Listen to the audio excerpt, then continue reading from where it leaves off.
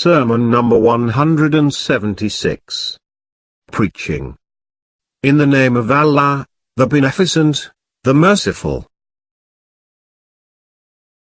O creatures, seek benefit from the sayings of Allah, be admonished of Allah and accept the advice of Allah, because Allah has left no excuse for you by providing clear guidance, has put before you the plea and clarified for you what acts He likes and what acts He hates, so that you may follow the one and avoid the other. The Prophet of Allah used to say, "Paradise is surrounded by unpleasant things while hell is surrounded by desires." You should know that every obedience to Allah is unpleasant in appearance, while every disobedience to Allah has the appearance of enjoyment. Allah may have mercy on the person who kept aloof from his desire and uprooted the appetite of his heart, because this heart has far-reaching aims and it goes on pursuing disobedience through desires. You should know, O creatures of Allah, that a believer should be distrustful of his heart every morning and evening. He should always blame it for shortcomings, and ask it to add to its good acts. You should behave like those who have gone before you and the precedents in front of you. They left this world like a traveler and covered it as distance is covered. The greatness of the Holy Quran. And know that this Quran is an advisor who never deceives, a leader who never misleads, and a narrator who never speaks a lie. No one will sit beside this Quran but that when he rises he will achieve one addition or one diminution, addition in his guidance or elimination in his spiritual blindness. You should also know that no one will need anything after guidance from the Quran, and no one will be free from want before guidance from the Quran. Therefore, seek cure from it for your ailments and seek its assistance in your distresses. It contains a cure for the biggest diseases, namely unbelief, hypocrisy, revolt and misguidance. Pray to Allah through it and turn to Allah with its love.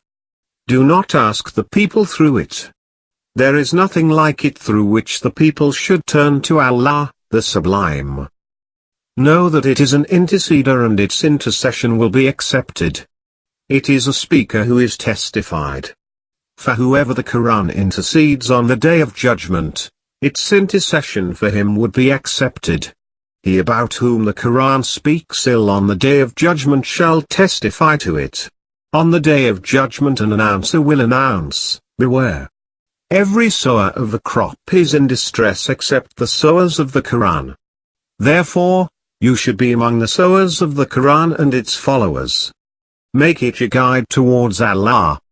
Seek its advice for yourselves, do not trust your views against it, and regard your desires in the matter of the Quran as deceitful. Good deeds, and bad deeds. Action. Action. Then, look at the end, and remain steadfast, steadfast. Thereafter, exercise endurance, endurance, and piety, piety. You have an objective. Proceed towards your objective. You have a sign. Take guidance from your sign. Islam has an objective. Proceed towards its objective. Proceed towards Allah's by fulfilling His rights which He has enjoined upon you. He has clearly stated His demands for you. I am a witness for you and shall plead excuses on your behalf on the Day of Judgment. Beware. What had been ordained has occurred and that which had been destined has come into play. I am speaking to you with the promise and pleas of Allah.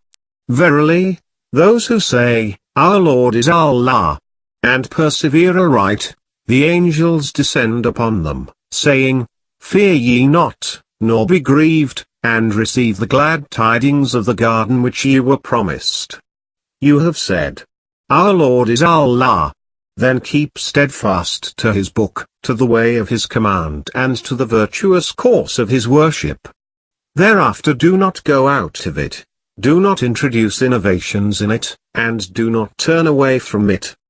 because those who go away from this course will be cut off from the mercy of Allah on the day of judgment. Beware from destroying your manners and changing them, maintaining one tongue. A man should control his tongue, because the tongue is obstinate with its master. By Allah, I do not find that fear of Allah benefits a man who practices it unless he controls his tongue. Certainly the tongue of a believer is at the back of his heart, while the heart of a hypocrite is at the back of his tongue.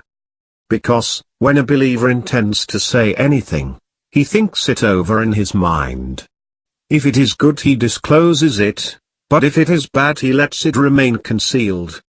While a hypocrite speaks whatever comes to his tongue, without knowing what is in his favor and what goes against him. The Prophet of Allah, peace and blessing of Allah be upon him and his descendants, said, "The belief of a person cannot be firm unless his heart is firm, and his heart cannot be firm unless his tongue is firm." So whoever of you can manage to meet Allah, the Sublime, in such a position that his hands are unsmeared with the blood of Muslims and their property and his tongue is safe from exposing them, he should do so. Following the Sunnah, and refraining from innovation. Know, O creatures of Allah, that a believer should regard lawful this year what he regarded lawful in the previous year, and should consider unlawful this year what he considered unlawful in the previous year. Certainly people's innovation cannot make lawful for you what has been declared unlawful. Rather, lawful is that which Allah has made lawful, and unlawful is that which Allah has made unlawful. You have already tested the matters and tried them. You have been preached by those before you. Illustrations have been drawn for you and you have been called to clear fact. Only a deaf man can remain deaf to all this, and only a blind man can remain blind to all this. He whom Allah does not allow benefit from trials and experience cannot benefit from preaching. He will be faced with losses from in front, so that he will approve what is bad and disapprove what is good. People are of two categories, the follower of the Sharia, religious laws, and the follower of the innovations to whom Allah has not given any testimony by way of sunnah or the light of any plea. Guidance, from the Holy Quran. Allah the Glorified, has not counseled anyone on the lines of this Quran, for it is the strong rope of Allah and His trustworthy means. It contains the blossoming of the heart and springs of knowledge. For the heart there is no other gloss than the Quran, although those who remembered it have passed away, while those who forgot or pretended to have forgotten it have remained. If you see any good, give your support to it, but if you see evil, evade it. Because the Messenger of Allah used to say, "O son of Adam, do good and evade evil, by doing so you will be treading correctly."